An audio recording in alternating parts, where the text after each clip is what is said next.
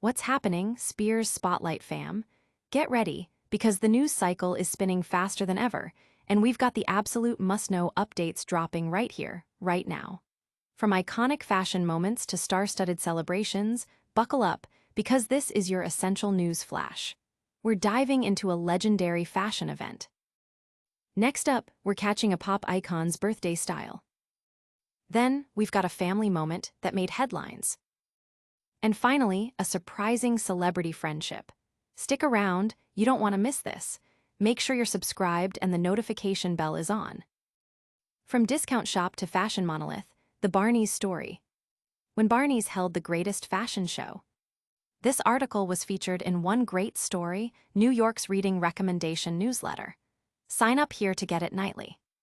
On October 20, 1986, New York splashed Barneys across its cover, underneath a giant headline that mimicked our own painstakingly redesigned logo. Dressing up downtown.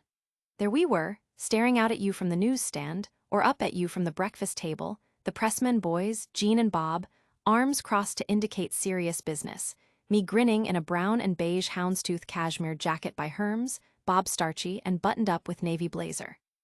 We were leading a charge. Behind us was a phalanx of mannequins that looked like they'd been freed from some Art Deco department store of the 30s with strong, chiseled, slightly androgynous faces and broad shoulders. They made the usual mannequins look like scrawny waifs. The implication was clear. These goddesses, like us, were ready to go to war. The stakes were lost on no one, certainly not the magazine. Barneys makes the big time, the cover announced. Since first introducing women's clothing in 1976, we had been building up quickly, but the women's store represented an exponential leap. We knew we had to make a statement to compete with the best, and we weren't shy about saying that that was exactly the goal. Everything would be expanded. Shoes, evening wear, whole new departments for things we'd never carried before but that you couldn't have a women's store without, like lingerie and cosmetics. The contemporary department would get not just its own floor, but its own adjacent building, and finally, a name that would stick. The Co-op, befitting the building's original use, the apartments remained upstairs. Between our three stores, men's, women's, and the Co-op, the little shop that my grandfather Barney opened in 1923 would now take up an entire city block on 7th Avenue and halfway down 17th Street toward 6th. Through sheer force of will, Barney had turned a little discount shop into a monolith. Among the plugged-in of New York and Lowe's angels, Barney's would become something beyond a known quantity. Celebrities loved shopping with us and would bring their friends. Our personal shopping team had to grow to keep up. At one point not long after opening, one of downtown's top personal shoppers, Louise Maniscalco, was paged away from working with Danielle Steele to help Michael Jackson, who was waiting in her office. Another time, she was fitting Robert De Niro for a suit when she got word that his old friend and co-star Al Pacino was coming in. "Let me be his fitter," De Niro told her. "I'm going to come in when you're fitting him and be his tailor." And Louise will never let me forget that time. I insisted that she go down to the restaurant after my lunch with two new friends to offer them her services, Tom Cruise and his then-wife Mimi Rogers. They were in a clinch, basically on each other's laps at that point. Barneys had that effect on some people. "He's my friend, go interrupt them," I told her. And because I was her boss and for no other reason she did. And they both looked at me, Louise remembers, like, "Are you nuts?" We pressmans had grown into a formidable clan. Barney had retired in 1975, and Fred, who had joined his father's business in 1946, was running the show. Fred and Phyllis's 4 kids, me, Bob, and our sisters Nancy and Liz, all worked for Barneys in some capacity, with me and Bob taking the senior executive roles, me overseeing merchandising and marketing, and Bob finance. At Fred's 70th birthday party in 1993, Liz's then-husband Seth, who always had a video camera handy, captured the family for posterity, captured, in many cases, more than we bargained for. Watching these videos now, you see a large, bumptious, loving clan, but also one starting to strain under the pressure of many different personalities living, loving, and working together. We're all, for better or worse, true to ourselves. Liz and Nancy are fighting. "Oh, I can't handle this," Phyllis moans, holding her baby grandson David, one of Liz's sons. Bob is being Bob. He sallies up to the camera and blows a kiss with both middle fingers up as he does. Bonnie has receded quietly to the sidelines, playing with little bowl-cutted Keith as chaos rages around her. I am, customarily, unbothered and unhurried as everyone else carps and complains. Who are we waiting for? Someone asks. Let's all guess, Bob says. The camera comes and finds me. I'm in the shower. It's not fair, Liz wails. It's all for Jean. It's always been grouped around Jean. No, really, Jean, this has all been grouped around you. This is your typical outing of this family here, Fred narrates to Seth, who trains the camera on him. Fighting is just about to begin. I would say that in about 5 minutes, everybody will be primed up, normally primed up, and everybody will be doing their thing. Screaming, arguing. Is this part of the magical mix? You can hear Seth asking from behind the camera, the mix we used to say made Barneys. This is part of the magical mix that the Japanese bought, Fred says. By 1993, we had closed a major deal to expand Barneys nationally and internationally, funded by Eiston, the major Tokyo-based store chain. The only problem is they never saw it on TV. Is it the magical mix or magical myth? Seth says. It happens to be both, says Fred.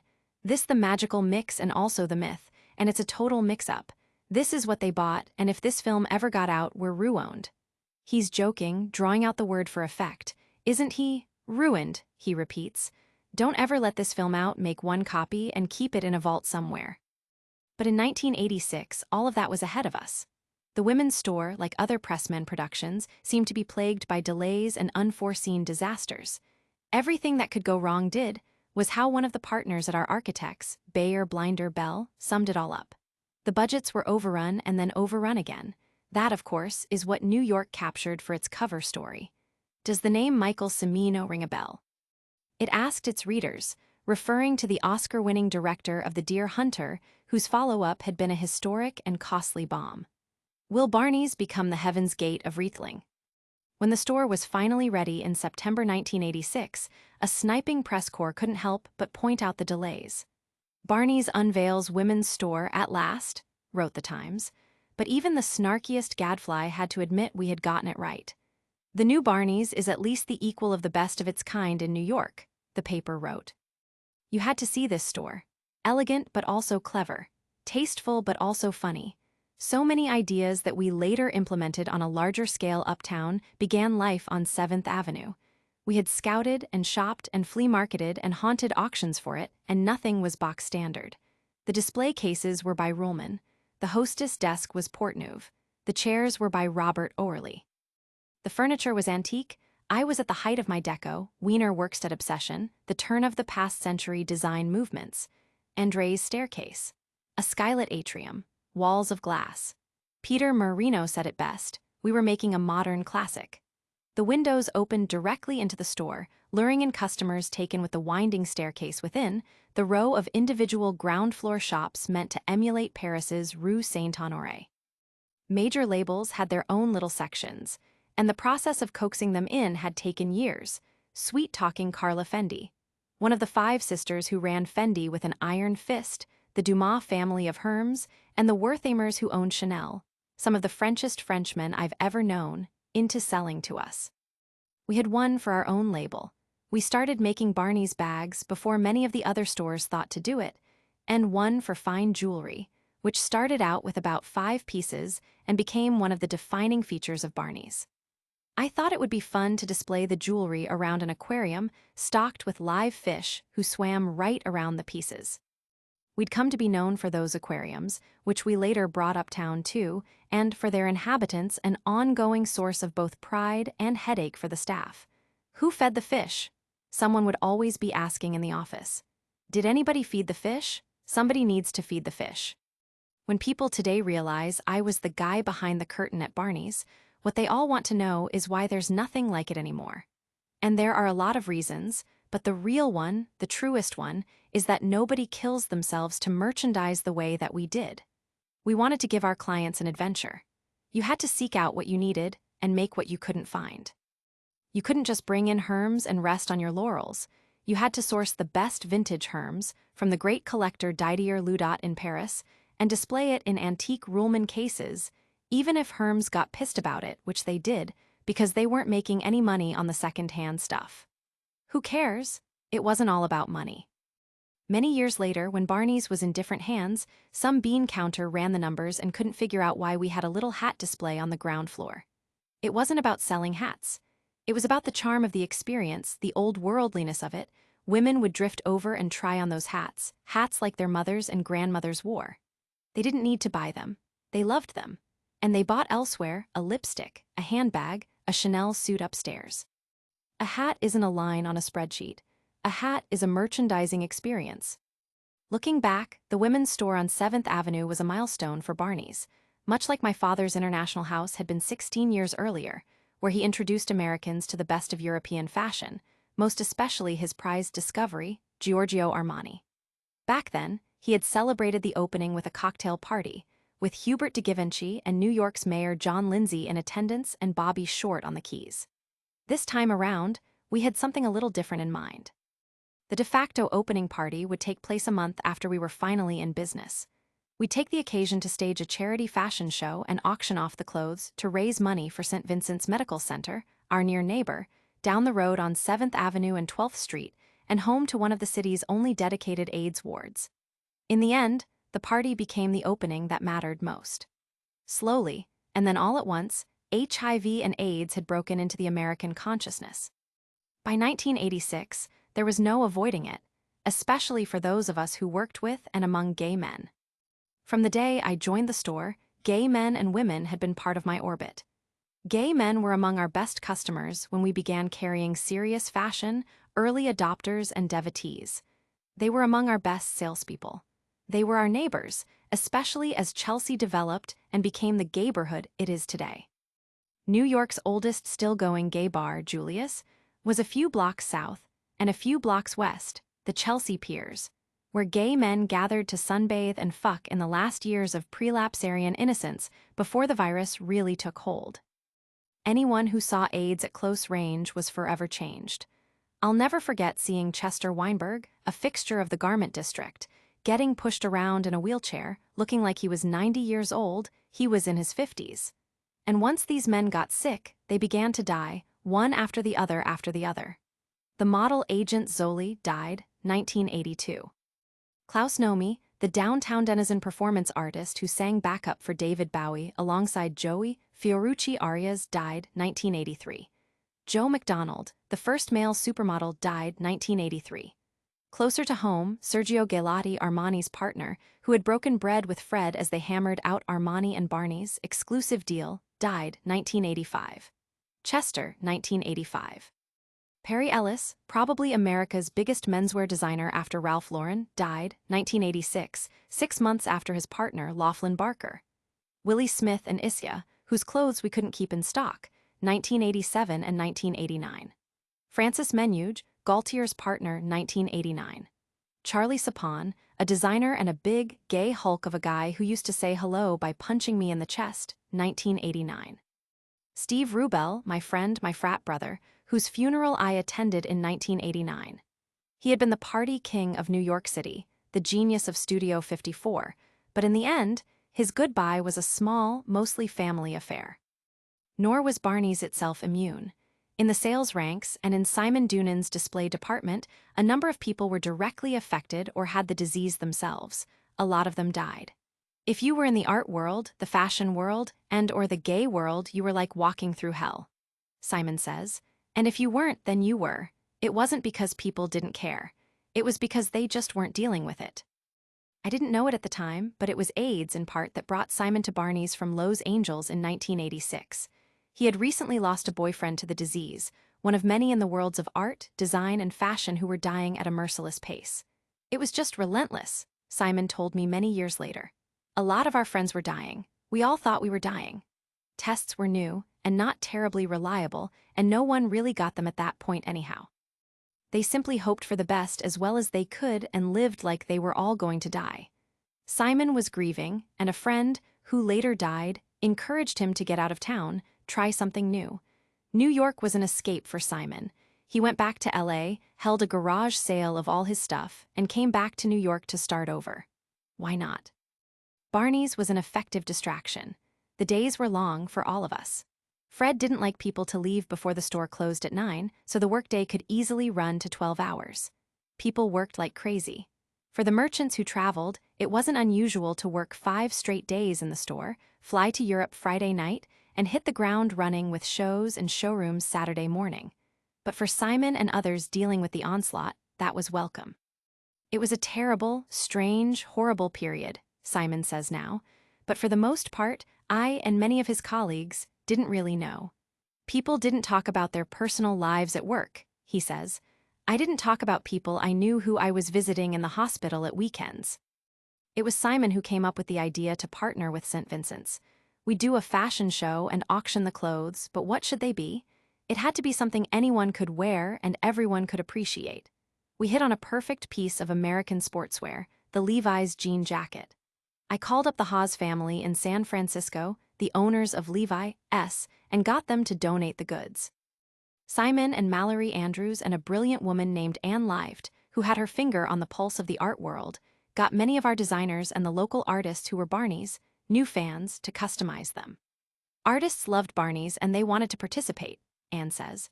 The great conceptual artist Felix Gonzalez Torres, who himself succumbed to AIDS in 1996, once declared Barneys is my bodega, at least according to his gallerist, Andrea Rosen.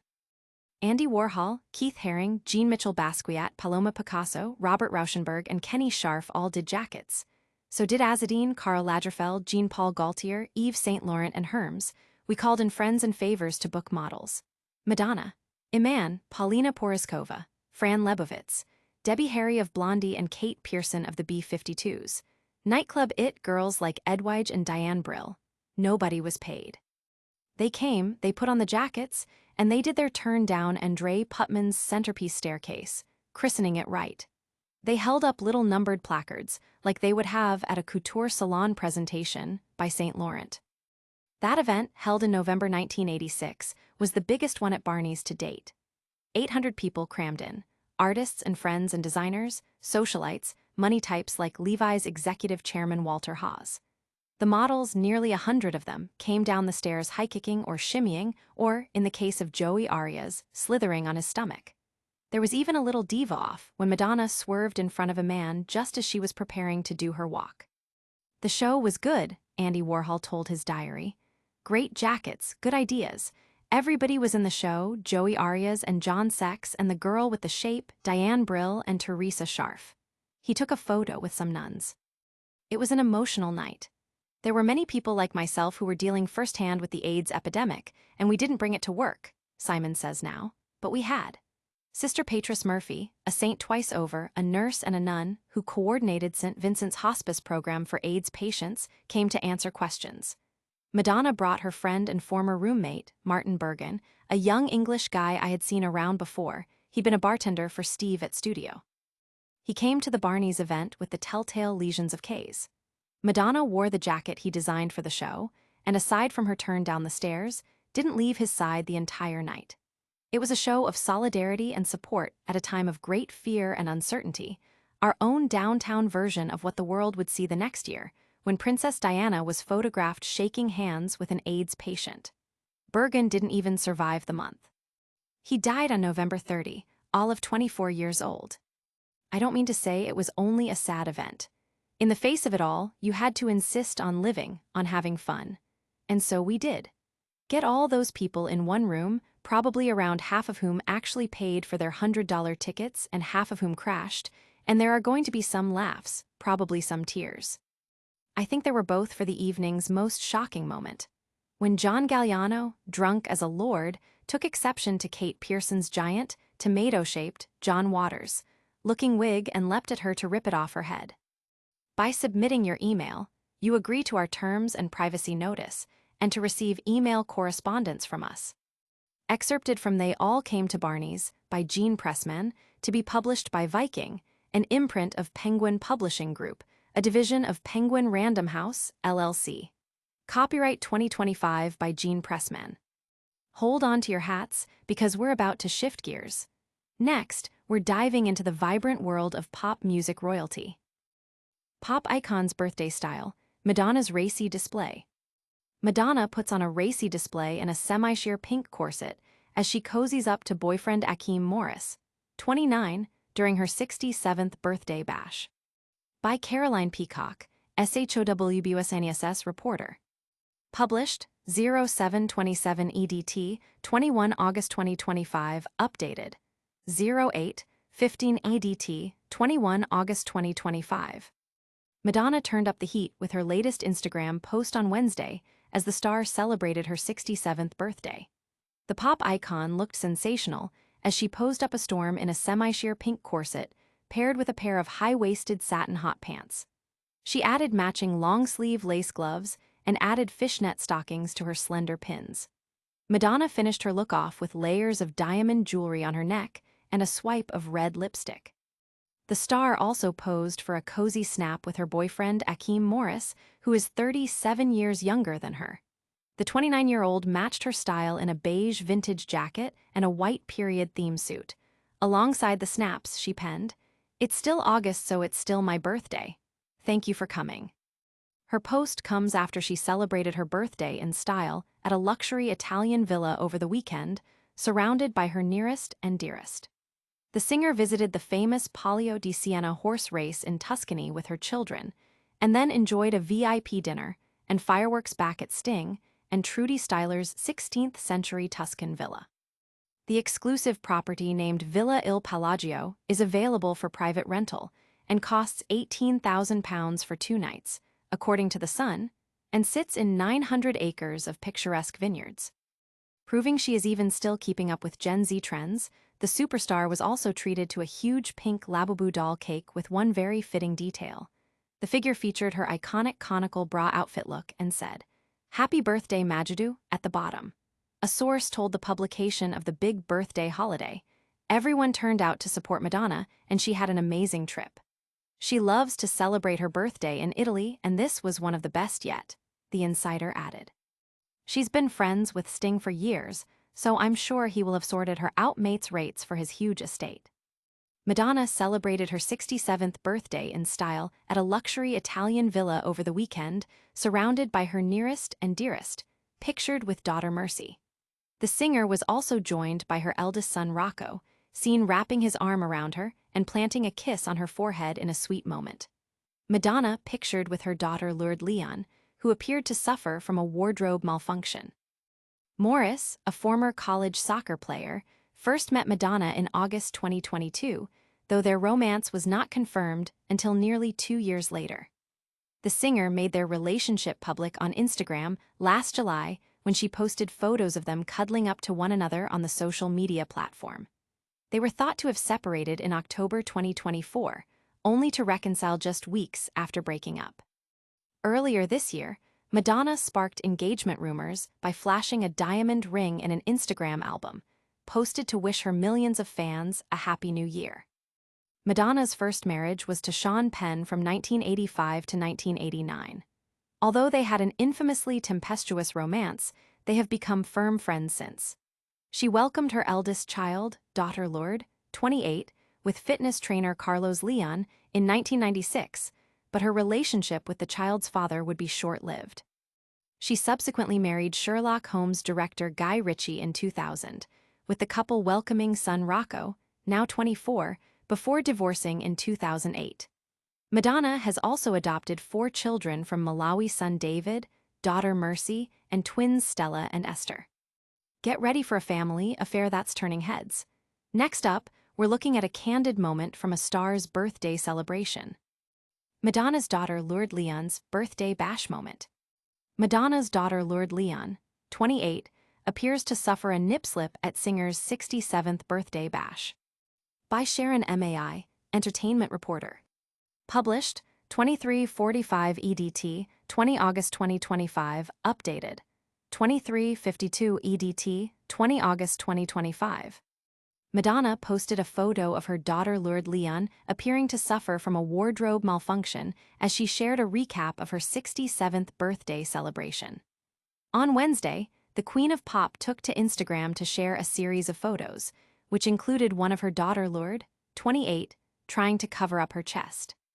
In the snapshot, which appeared to be from a night out on the town for Madonna's birthday, the proud mother of 6 posed with 3 of her adult children, Lourdes, Rocco Ritchie, 25, and Mercy James, 19. Standing behind Lourdes, Madonna wrapped her arm around her daughter's shoulders, but seemingly and accidentally pulled the neckline of her dress dangerously low. Alongside photos of her spending time with her kids, as well as her 28-year-old boyfriend Akeem Morris, Madonna wrote in her caption, "It's still August, so it's still my birthday.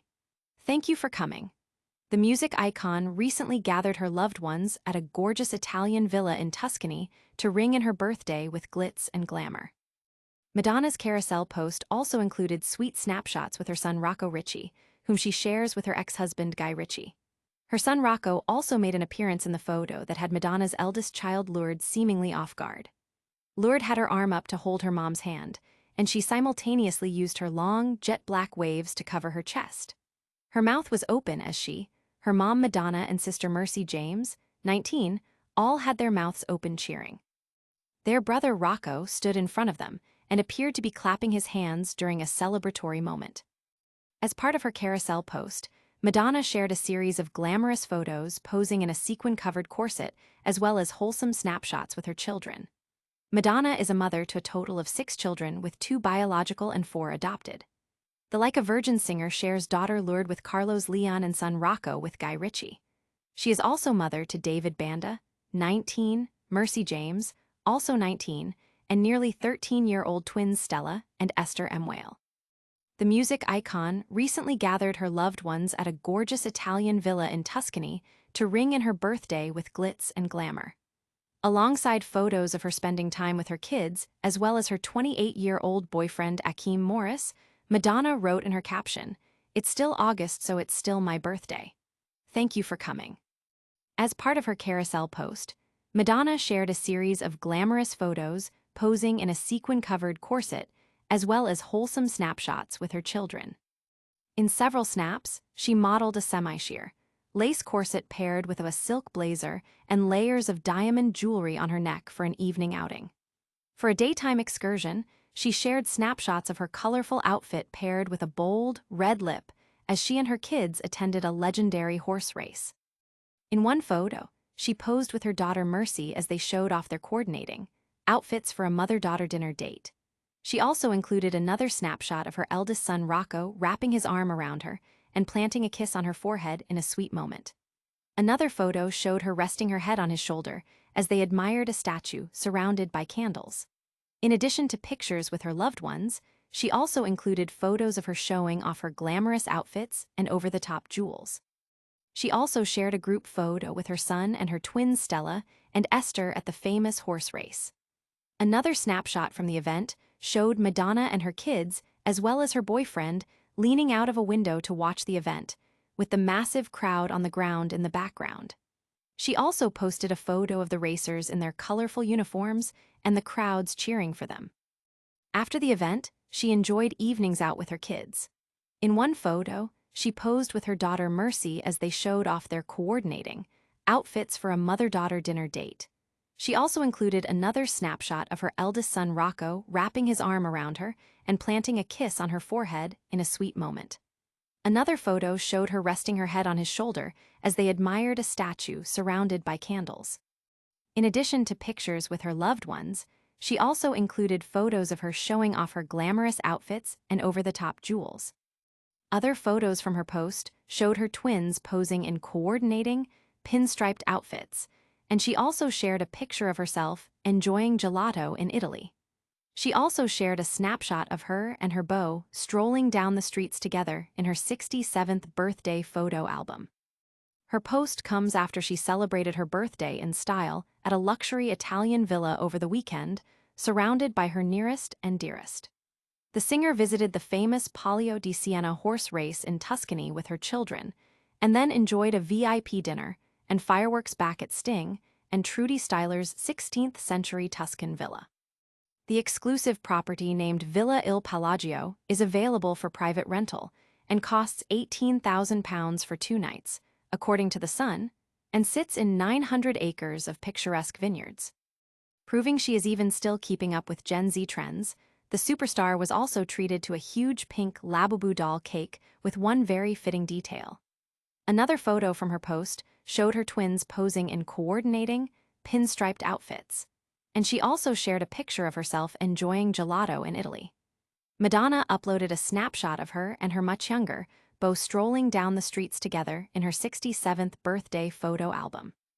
The figure featured her iconic conical bra outfit look and said, "Happy birthday Majidou" at the bottom. A source told the publication of the big birthday holiday. Everyone turned out to support Madonna, and she had an amazing trip. She loves to celebrate her birthday in Italy, and this was one of the best yet, the insider added. She's been friends with Sting for years, so I'm sure he will have sorted her out mates rates for his huge estate. And that brings us to a fascinating connection forming in Hollywood. Next up, we're uncovering a surprising celebrity friendship. Hollywood friends, Dakota Johnson and Madonna's unique bond. Dakota Johnson explains how she became weird friends with Madonna. By Sarah Tate. August 20, 2025. Dakota Johnson has a friend in the Queen of Pop. In a new interview with E! News, the Materialist star revealed that she and Madonna have been friends for years after first meeting when she was a young girl, and then again when they were going to work on a project together. "I really love her. We've been, like, weird friends for a while," Johnson said, adding, "I met her when I was really young because she did a movie with my stepfather, and then I got to know her later because we were gonna work together on something." Madonna starred in the 1996 film Evita opposite Antonio Banderas, who was married to Johnson's mother Melanie Griffith at the time. The former spouses tied the knot in 1996 and were together for years before splitting in 2015. Though whatever project brought Johnson and Madonna back in each other's orbit didn't pan out, the Madame Web actress said the pair have still kept in touch. "We've always kind of circled each other, but she is like an energy to be near that is so beautiful and so wild," she said. "It's just cool that she even wants to talk to me." Johnson, who recently split from ex-fiancé and Coldplay frontman Chris Martin, detailed her dating deal-breaker earlier this summer, calling the personal quality a non-negotiable. The Vogue singer, meanwhile, recently celebrated her 67th birthday with a dream Italian getaway, complete with colorful fireworks, dancing with friends, and a giant pink Labubu cake. That's a wrap on our top stories for today. But before you go, stick around for a quick recap, and don't forget to hit that subscribe button. That was your rapid-fire news update. From a legendary fashion retrospective to Madonna's vibrant birthday celebrations and a surprising Hollywood connection, we've covered it all. Don't forget to like this video, subscribe to the Spears Spotlight for more, smash that notification bell so you never miss an update, and let us know your thoughts in the comments below. You can also follow us on all our social media channels for even more exclusive content.